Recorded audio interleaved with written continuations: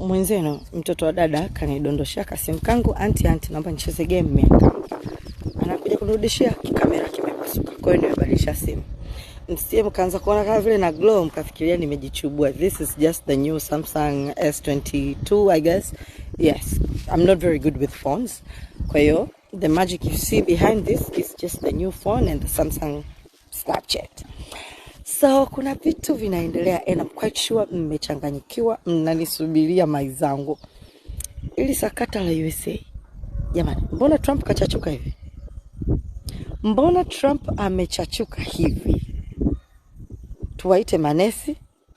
Sijui niweje.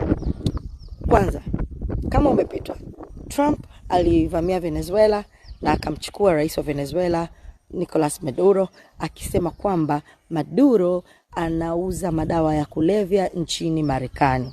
Kwa hiyo anaenda kumchukua kwa sababu ya yale madawa ya kulevya.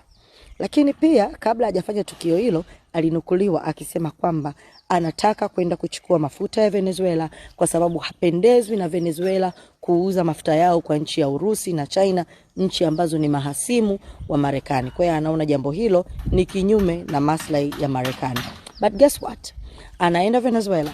Ndani ya dakika 45 kama mapinduzi ya Zanzibar. Anamchukua Maduro, anaenda naye US. Hati ya mashtaka ambayo anaitumia kumshtaki nayo Maduro, hakuna kosa la madawa ya kulevya. Kwa hiyo akili kumkichwa.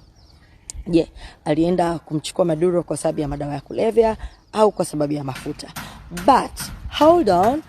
Alipokuwa anaulizwa sasa kuhusu Maduro baada ya utekelezaji huo, akaulizwa na mwandishi wa Fox News, akaambiwa, Mr. President, tunafahamu kwamba ulisema umeandaa mashambulio mawili dhidi ya Venezuela ili uweze kupata mafuta na kumkamata Maduro. Sasa kwa kuwa shambulio la kwanza tu tayari limefanikiwa, umemkamata Maduro, kwa hiyo tunatarajia utaendelea na procedures zingine, utaachana na mashambulio. Donald Trump anasema hivi, they will face another attack if the Venezuelans do not behave. Yani anasema kwamba kama wa Venezuela wasiposhika adabu zao, ataenda kuwashambulia tena. Kwa maana hiyo, attack yake sio tu dhidi ya Maduro, bali hata wananchi wa Venezuela kama watamletea shege ili ashindwe kuchukua mafuta yao, na wao atawashambulia. Okay, sasa baada ya hayo pia akasema, pia ninaandaa shambulio jingine dhidi ya Iran. Unakumbuka ule mgogoro wa Iran na US?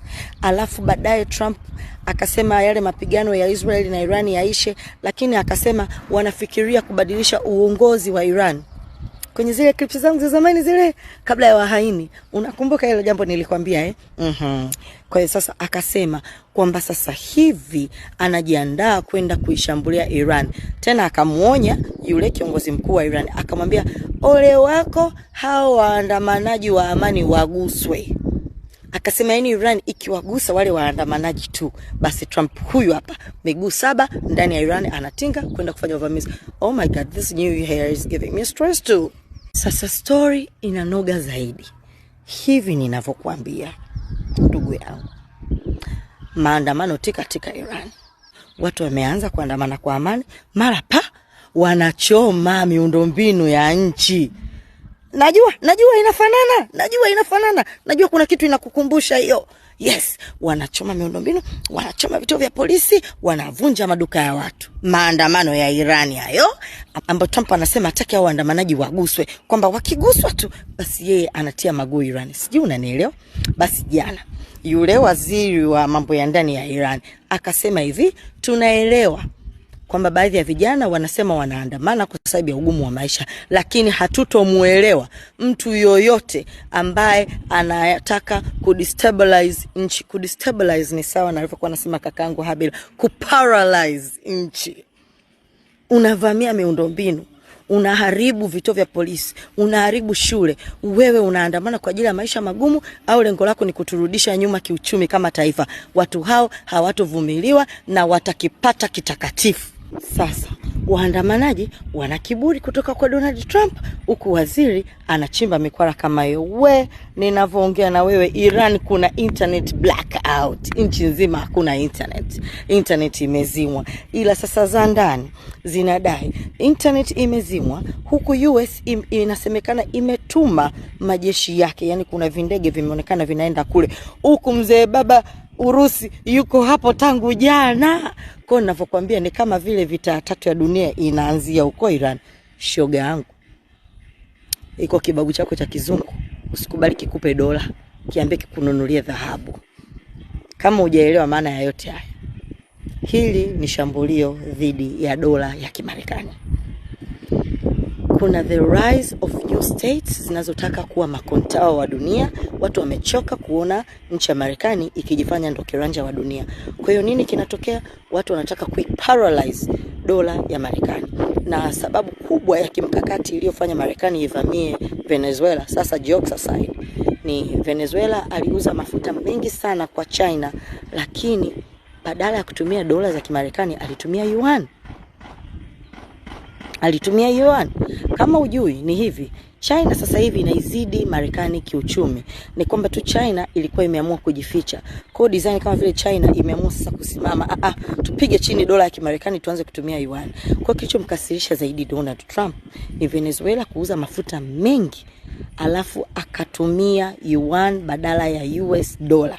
Ili hali Marekani imeshachimba biti kwa nchi zote duniani marufuku kuuziana mafuta kwa fedha nyingine yoyote isipokuwa dola ya Kimarekani.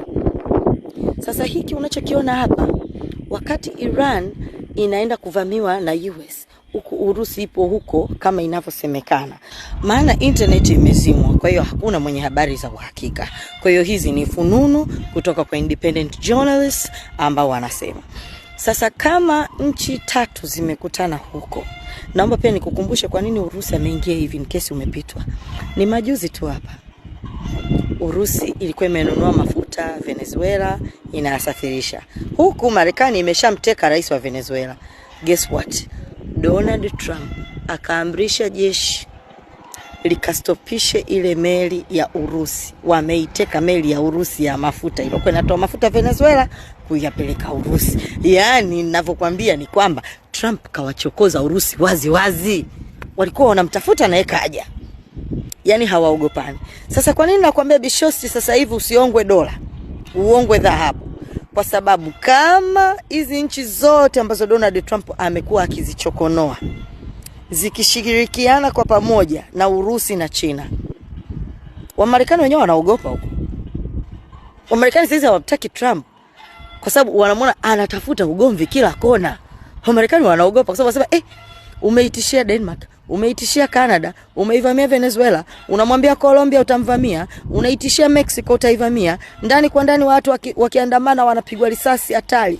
Yaani watu wanajua kwamba kivyo vyote vile vita ya tatu ya dunia inaenda kutokea kwa sababu ya chokochoko ambazo Trump anazifanya kwenye nchi za watu. Sasa kama hizi nchi zote ambazo zinachokozwa na Donald Trump zitaungana kwa kushirikiana na China na Urusi, dola ya Kimarekani itaanguka. Kwa hiyo wewe unajifanya unatunza fedha wewe kwa mfumo wa dola, hala zisije zikageuka kwa shilingi 5 ya Kitanzania hizo dola. Na hapa ndipo ambapo tunakuja kumsifu le madam Samia Suluhu Hassan. Najua kuna kitu niliwaambia hapa katikati utakuwa hujakisikiliza vizuri, na kujulisha Benki Kuu imeanza kuweka reserve za dola na dhahabu. Kila dhahabu inayochimbwa sasa hivi asilimia kadhaa inahifadhiwa Benki Kuu. The reason Samia alifanya hivi ni kwa sababu alisema in case dola itakuja kuzoroteka duniani, basi sisi tutakuwa na reserve ya dhahabu, kwa sababu thamani ya dhahabu ni kubwa duniani kote. Thamani ya dhahabu haijawahi kushuka. Hiyo sisi kama Benki Kuu tukihifadhi dhahabu, maana yake hata kama uchumi wa dunia utayumba, sisi as long as tuna dhahabu bado tutakuwa on the top. Sasa rais wa nchi amepata akili ya kuweka reserve ya dhahabu kutoka alipofanya marekebisho ya sheria na sera za madini. Wewe shogangu bado unataka kuendelea kuongwa dola? Unavohisi hizi nchi zote hizi ambazo Trump amezichokoza ndani ya mwaka mmoja, zote kubwa na ndogo, tena mbaya zaidi hadi zinazomzunguka, yani nchi za majirani zako unazichokoza, sasa atakulinda nani?